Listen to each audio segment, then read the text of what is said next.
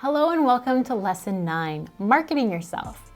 I designed this as the final lesson to the How to Build a Portfolio course because so many of my friends who are artists, writers, and creators struggle with the impersonal aspect of putting themselves on the web. They want to stand out in job interviews or when bidding on gigs or when submitting work for a grant proposal.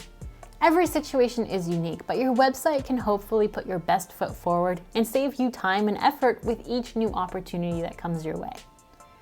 The first element I want to highlight is the importance of your About page. This is where you can really tell your story and who you are. I recommend posting the TLDR version at the top and then getting into the longer story after.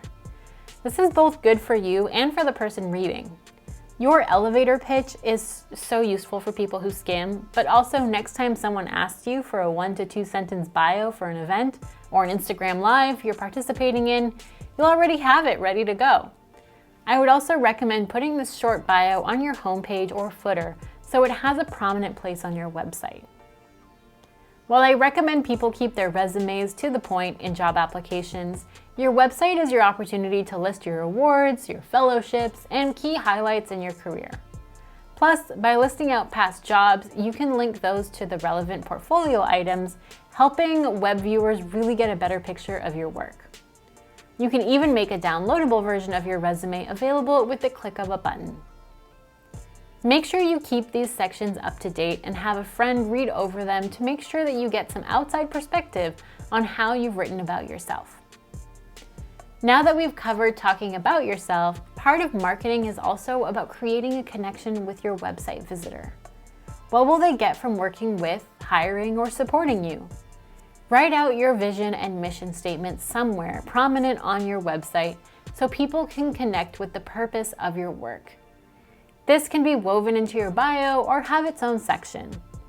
You can also make your mission clear throughout your portfolio by drawing direct connections to each project and how it aligns with your values, approach, method, or style.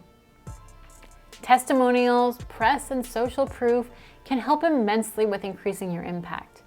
If you don't have any testimonials now, reach out to past clients who enjoyed working with you and ask if they could send you an endorsement or review. You can embed screenshots, tweets, and other nice things people say about you online right on your website.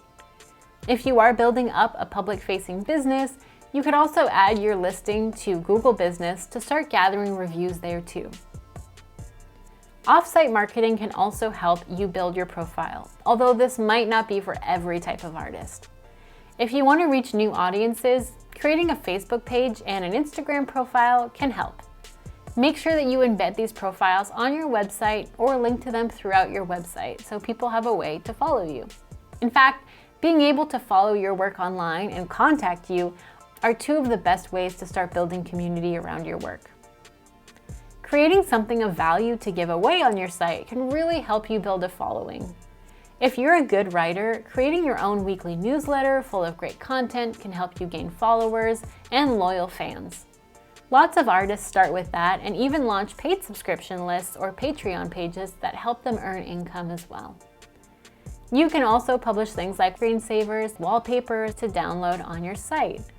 These digital downloadables are often called lead magnets or gated content. People input their email to download your art, and then they are on your email list, so you can let them know when you have a new show coming up or to tell them about the new art for sale or services you offer. It's very important that people have a way to quickly contact you, so I recommend making it very prominent and easy to do so. If you often get requests like for quotes, why not build those right into your contact form so you have more details from people trying to reach you? Never miss a note by connecting your contact form to an email that you often check. I hope these recommendations were helpful to make your website go even further.